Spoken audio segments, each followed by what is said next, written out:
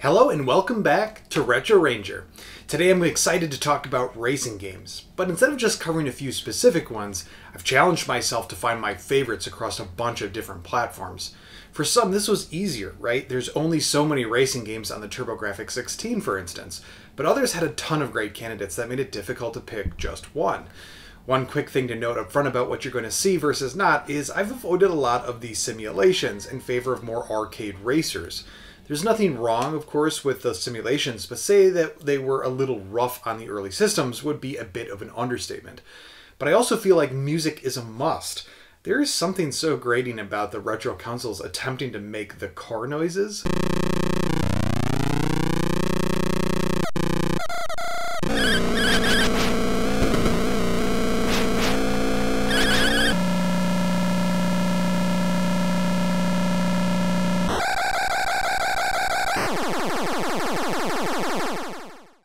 Yeah, we'll stick with the games that favor music instead. Let's do a tour of my racing favorites across the different systems.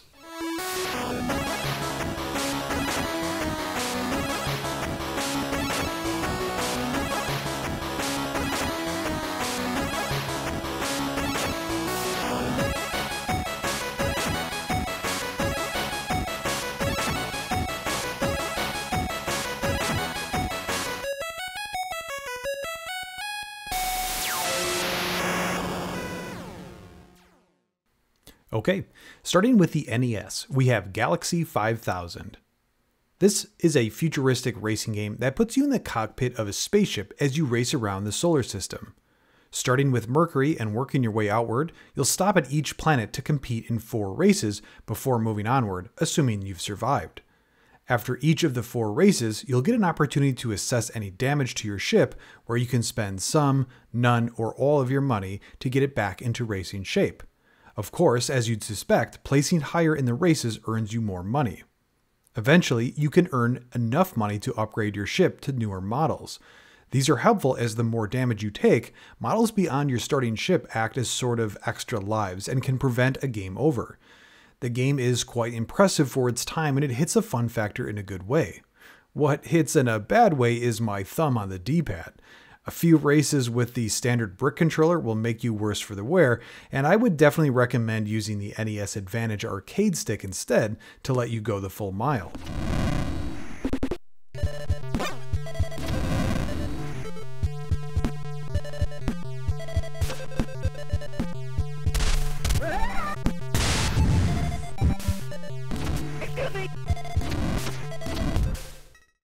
With the directional pad being responsible for movement, the B and A are reserved for weapons and jumping. I hear you already asking, jumping in a spaceship? Yes, and it's actually where a lot of the fun comes from. I love pushing the limits to see where it's possible to shave off time on the laps while still making sure my ship crosses the finish line.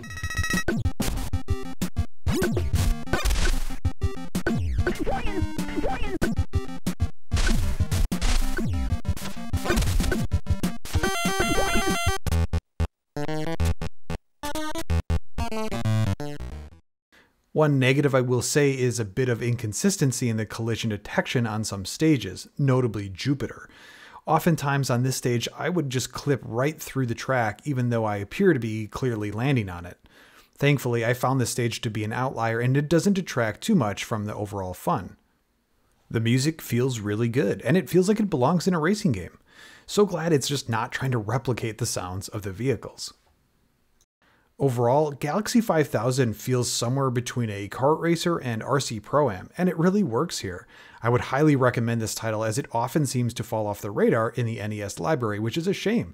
Definitely check this one out. Let's move on though to the next one on our list.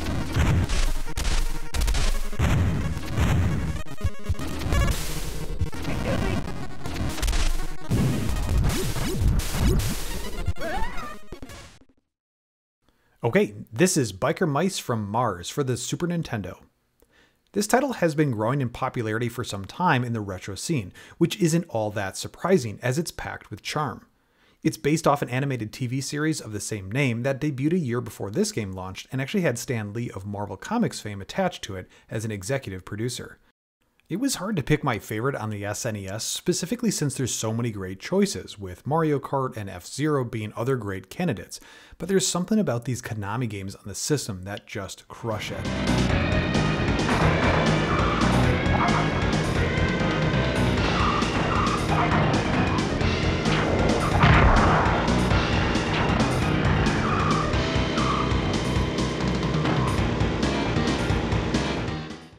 Like any good racing game, getting into the action here is quick and easy by picking one of the available 6 racers, which are mostly unique. Each racer and their vehicle brings unique statistics and weapons that can add some replay value. Which one of them you select isn't overly critical for your maiden voyage though, so pick whichever character you prefer and dive in. Final lap!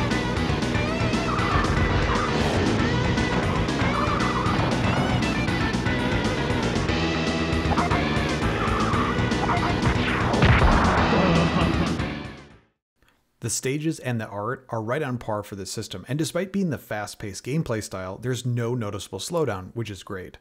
The music is fantastic and definitely fits the look and feel of the game. The game rounds consist of races which change up the track each time and grant some variability to the players. In between races for a given round, you get a chance to spend your hard-earned cash on upgrades like a bigger engine or better gripping tires and more. After 5 or so races, the round concludes where you need to be placed in the top 3 overall to continue, or else it's game over.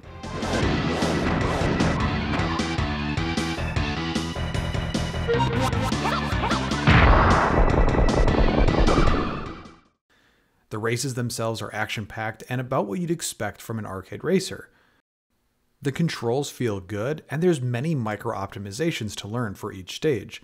Things like drifting around corners or when to use particular powers comes to you as you get more familiar with it. Speaking of powers, there's a good mixture of attacks, whether it's getting hit by a lightning bolt or hitting a mine, or my least favorite, getting transformed into whatever this is. I seem to be a magnet for that one in particular. Like so often with these kart-style racers where you get weapons, there's definitely an advantage to breaking away from the pack early, as each lap all the weapons are refilled. Just being close to others is going to be a major threat. Of course, it's not always possible to escape, but there's always the opportunity to quickly go from first to last on the final lap if you're not careful.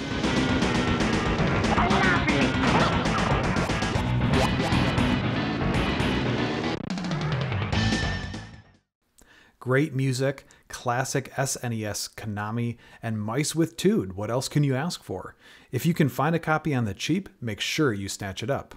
Let's keep moving on though to the next game on our list.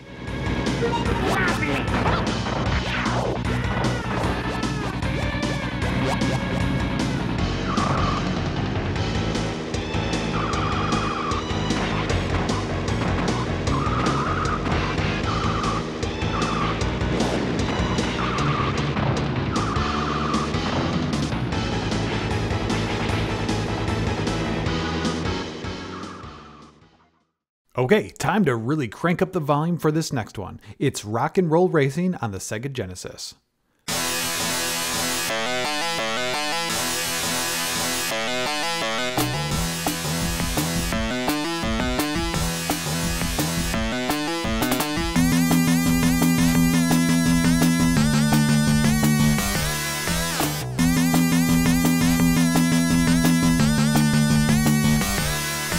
While the game did come out on the Super Nintendo as well as even later on the Game Boy Advance, I prefer the Sega Genesis version the best, and that's largely in part to a smoother screen scroll and the Genesis sound chip with regards to the prominent electric guitars in the soundtrack. Speaking of the soundtrack, it's definitely what gives this game its fame. Instrumental versions of Radar Love from Golden Earring, Born to be Wild from Steppenwolf, Bad to the Bone by George Thorogood, Highway Star by Deep Purple, and Paranoid by Black Sabbath are all on this soundtrack, which is pretty crazy as they're also uncredited. Snake jams into first.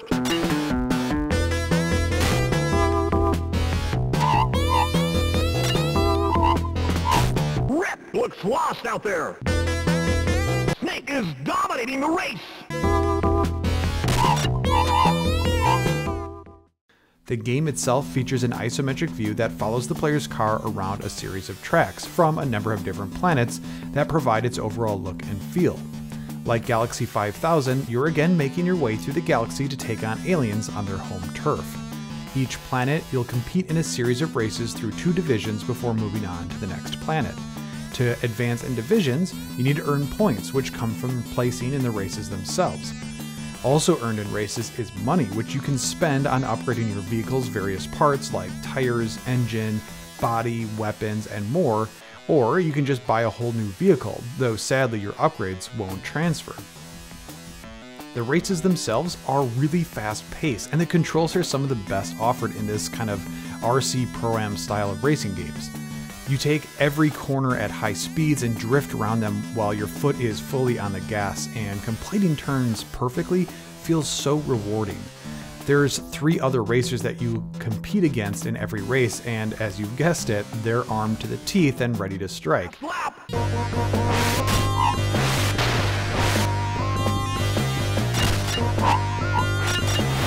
Rage looks lost out there.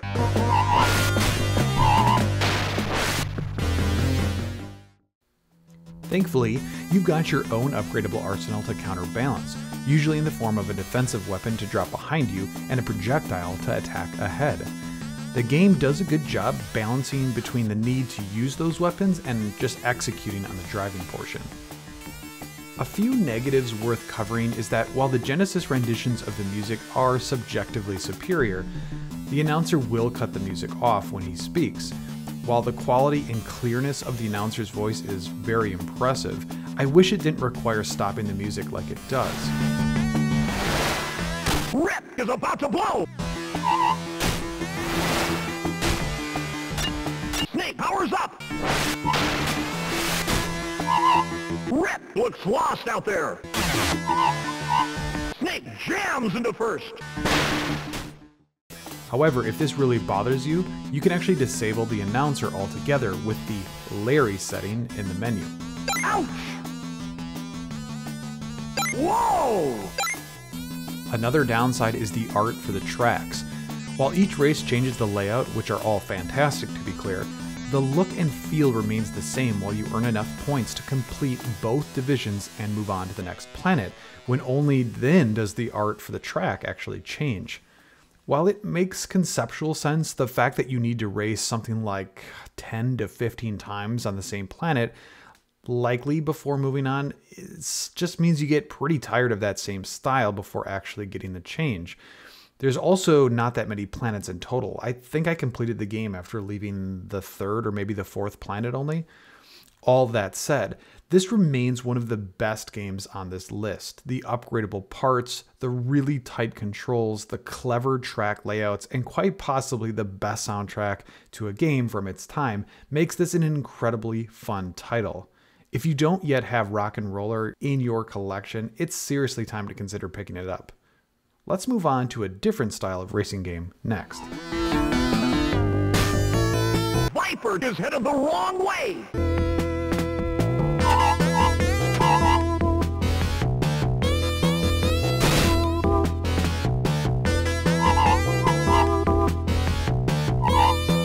Last lap! What do you get when you cross an RPG and a racing game? The answer is that you get Final Lap Twin on the TurboGrafx 16. The adventure story mode of the game follows an aspiring racer on his journey to become a world champion. Like most RPGs of this time, you name your hero whatever you want. From there, it's your typical RPG affair, complete with towns, an overworld, and NPCs to interact with. Within each town, you can buy and sell parts for your car, which is key to progressing, as there's a local hero to race that's really difficult to win without doing so. After buying these parts, you equip them no differently than you would in a traditional role-playing game with swords or other type of equipment. Upgrades include things like your motor, tires, car body, and more, all of which increase statistics that affect how your car handles in the race.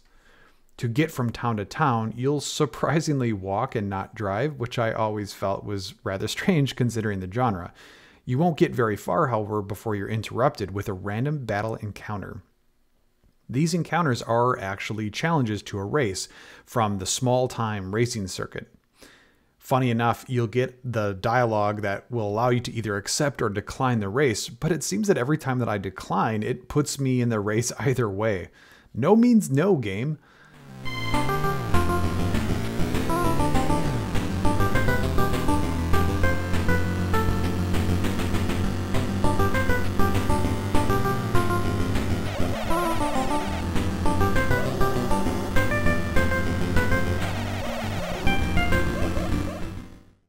The individual random encounters get a bit much before you even hit the second boss, since there's not much happening and the tracks tend to repeat a little too often. With the boss encounters, the race gets a little bit more interesting though, as it introduces both multiple lap races and other cars amongst the mix. Oddly, there's no position marker, and how many cars you pass doesn't really end up mattering at all as long as you beat the boss. Since races are always challenges, your race view is always a split screen, the top being your view and the bottom of that of the challenger. While this can be helpful sometimes by previewing the road ahead if you're behind, it would have been nice to get the option for a full screen view instead. The graphics and the music are good for the system, and while neither are going to knock your socks off, they're also not a letdown either. Overall, there's not many racing games to choose from on the TurboGrafx 16, and this one is definitely my favorite of the lot. Beyond the heavy frequency for the random encounters, this game is enjoyable and challenging. It's worth checking out if you've not yet come across this one. I mean, how often do you run into an RPG racing game beyond maybe this and Riding Hero for the Neo Geo? Either way, let's keep moving to the next game on our list.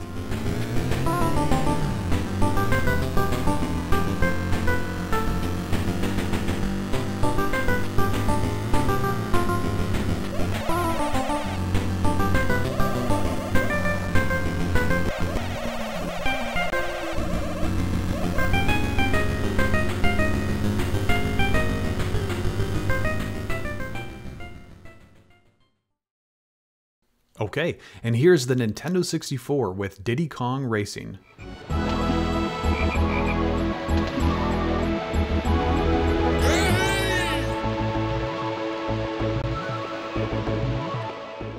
If you've seen my recent N64 Market Trends video, then you already know I declared Wave Race 64 as my likely favorite racing game for the system, but since I already covered that game, I'm picking the tie this time for DKR. When I first played this game, it blew my mind a bit with the fusion of an adventure game with exploration and a traditional kart racer. This game really has everything you want: charm, great unique characters, many of which are from other franchises that you already love. It has great controls, tons of fantastic stages, multiple vehicle options, boss fights. I mean, the list goes on and on. There's so much packed into this game that it's just somewhat hard to convey it all.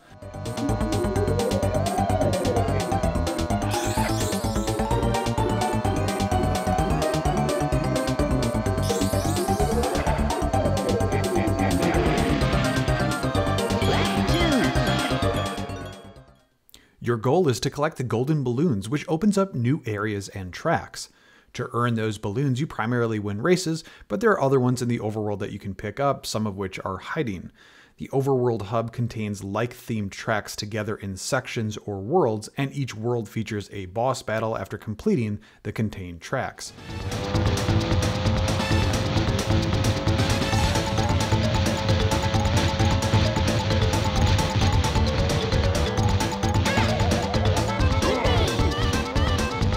After you beat the boss for that world, the tracks are refreshed with a new version that contains 8 silver coins each to collect, in addition to winning, and when you do, you earn yet another balloon from that track.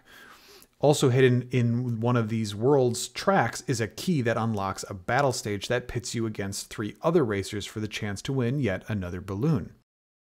When you enter each race, you're sometimes greeted with a vehicle option, though sometimes it will force a particular one on you depending on the track. There's 3 potential vehicles and all of them drive unique from one another. You have a typical car that is the default with most stages, but also an airplane and a hovercraft. The airplane holds some obvious advantages, but can be balanced by other helping elements like these turbos, which they call zippers, for cars and for hovercraft. The hovercraft, as you can imagine, is forced more in snow and water stages and is a bit harder to control when compared with the car.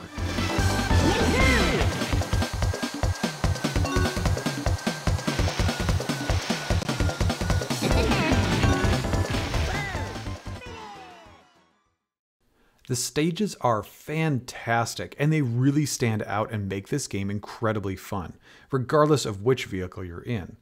The art for each is impressive, but the layouts are even more so, as many are designed to work with all three vehicle options.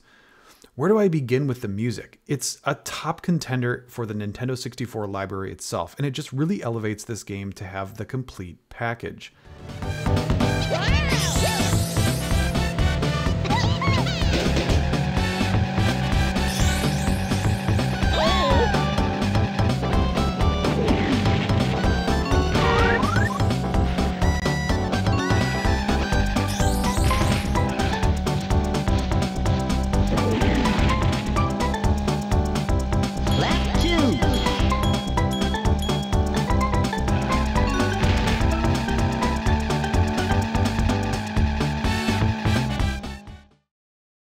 Lastly, one of the best parts of this game is all of the unlockables. Not only the hidden keys I mentioned earlier, which are great, but it's also unlocking the characters, unlocking new stages and worlds, new boss fights, etc. It's so satisfying to be progressing, but they're also just not given to you either. You actually need to earn these by winning. Overall, this is clearly one of my favorite games on the N64, and every time I come back to it and finish it 100% from scratch, I'm always left wanting more. If for some reason you've missed out on this game or thought of it as just another kart racer, get it. There's definitely more than just a kart race here. Let's move on though. Still plenty to see.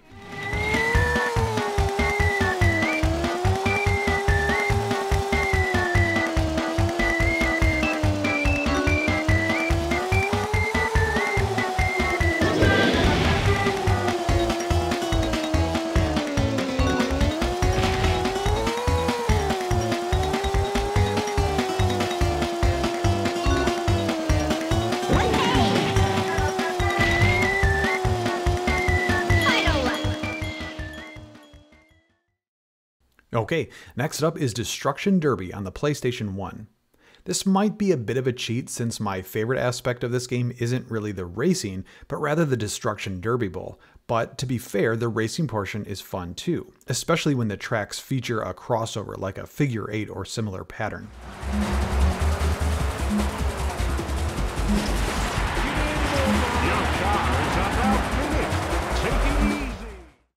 When this first came out, it was definitely an eye-opener as to what the PlayStation and its three-dimensional offerings could do.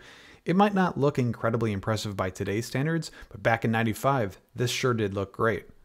As the name implies, you compete in races or challenge modes like the Derby Bowl I mentioned to win by placing first or racking up points in the Derby by causing destruction. It's definitely easier said than done to get your car over the finish line, and that's part of why I enjoy this title so much. For the racing portion of the game, you travel through different tracks, racing laps around typically smaller stages, which of course is on purpose to keep you having to dodge cars the entire race, even if you've lapped them multiple times. In the lower right-hand portion of the screen, you get a durability HUD, and as mentioned, it's usually easier to get in first place than it is to actually finish the race before your car shuts down from damage. Second place. Oh no! Your car's Damage works rather intuitively, as severe damage to the sides or rear of the vehicle won't fully incapacitate you, but enough hits to the front and engine of your car easily will. That said, damage in other areas will significantly affect your ability to drive, like getting a flat tire for instance, and having to constantly oversteer to correct. It's all part of finding the balance between going fast and avoiding damage, and it really makes for a fun time. This game likely won't be for the racing fanatics out there, as there's not much to the controls, there's little to no simulation driving to be had here, but it's not trying to be anything beyond a light and fun race and smash up. While I think the soundtrack would have been better served by some hard rock or metal, the house and trance music keeps you from listening to just the sound of the cars, and that's clearly much appreciated, even if it's entirely forgettable.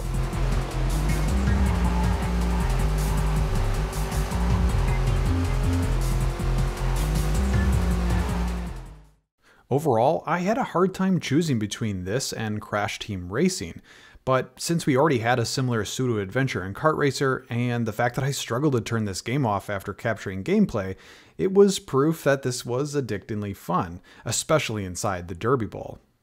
Let's keep cruising to the next game on our list.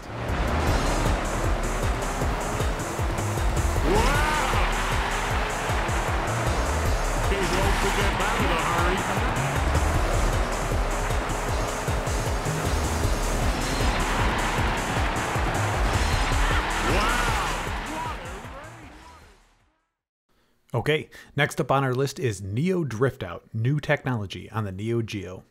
We recently covered this game as well as another racing game on the system in our Neo Geo video, but truth be told, there's not that many racing games to select from, and this one really is my favorite.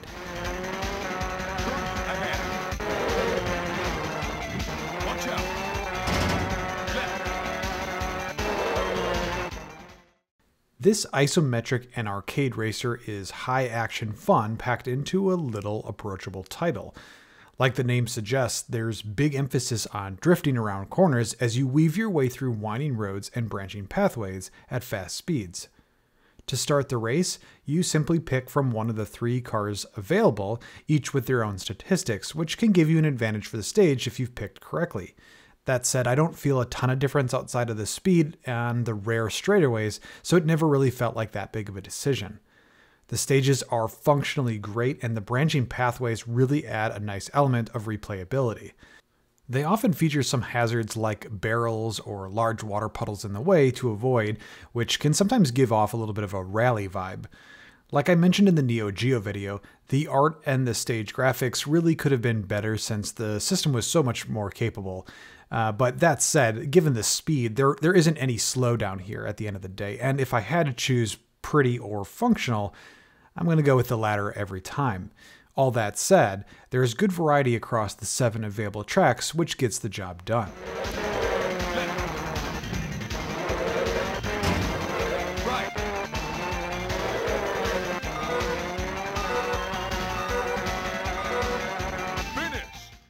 With no surprise, the drifting mechanic is the best part of the game, and nailing each turn feels truly satisfying, regardless of how many times you've done it. The goal here isn't to beat the other cars, though there are some that you'll encounter. It's really just about beating the clock. Most stages feature a checkpoint to refill the time meter, but an interesting aspect is that running out of time doesn't immediately end the race for you, and it allows you the opportunity to learn that portion of the racetrack, which is certainly helpful when progressing. All that said, this game is truly fun and has all the right aspects of an addictive racing game.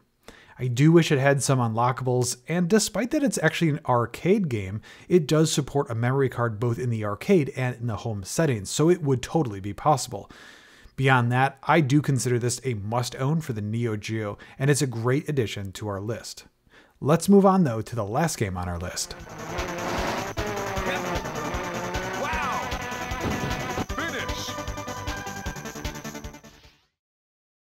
Okay, this is Sonic R for the Sega Saturn. Boy, is this one different.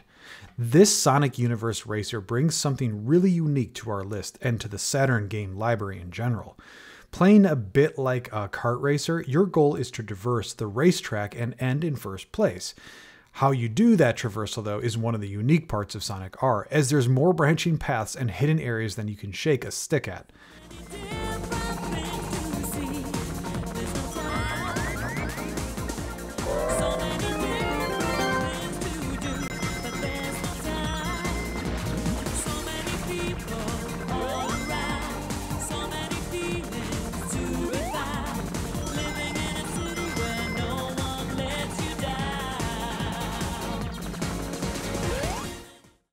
Let's first talk about the controls though, because if you've ever played this, it's likely the biggest takeaway. The controls are wonky, no question, and definitely they take some time to get used to, but thankfully you can master them with time. There's also a jump component, and since you're typically running as a character, this lets you navigate different paths, discover hidden areas, and collect various pickups. I mentioned the branching pathways, and that's key here as the stages are huge. Their layout is mostly intuitive, but there's been a few times when learning that I got myself all turned around, and though thankfully it's not all that common, on the areas of which I did see it, it was a little bit frustrating. Graphics and art-wise, this is what you'd expect from a well-developed Saturn game. Again, like the early 3D modeling from what we saw on the PS1, here too they tend to age a little bit more poorly when compared to the 2D games, but it's not going to detract from the overall fun value.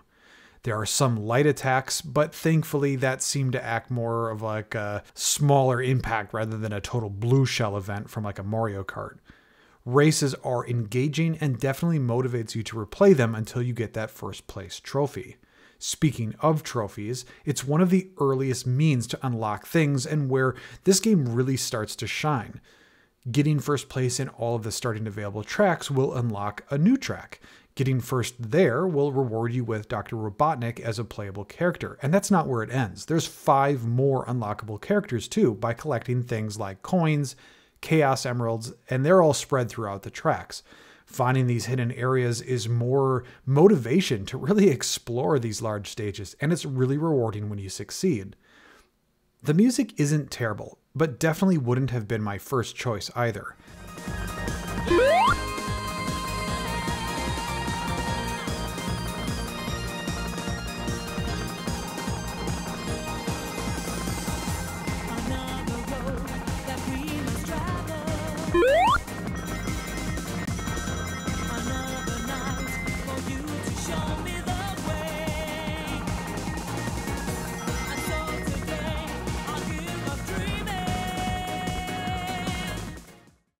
Thankfully, these didn't get stuck in my head after turning it off.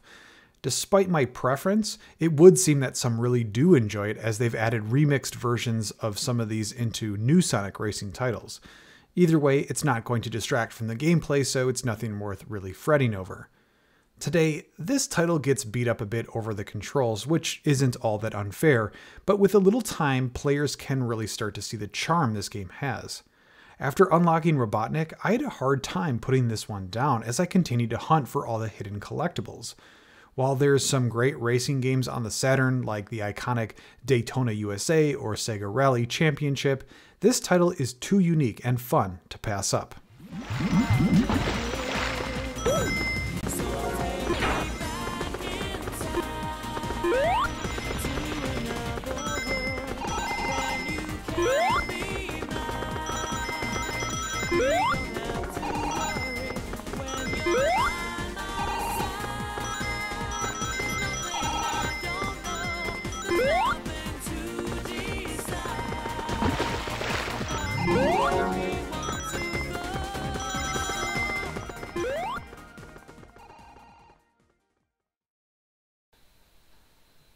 And that concludes our tour around 9 retro systems and some of my favorite racing titles amongst them. Some of these picks were hard to choose, especially knowing that some of the best ones were more in that simulation camp. But if I'm honest, I find myself selecting more from the arcade styles these days, which always seems to hold up so well over the years. I know I missed some of the big ones, so I'm dying to know your thoughts. Where did I misstep with this list, or which games do I need to get on my radar quick? Let me know down in the comments below, and of course, until next time, thank you for watching Retro Ranger.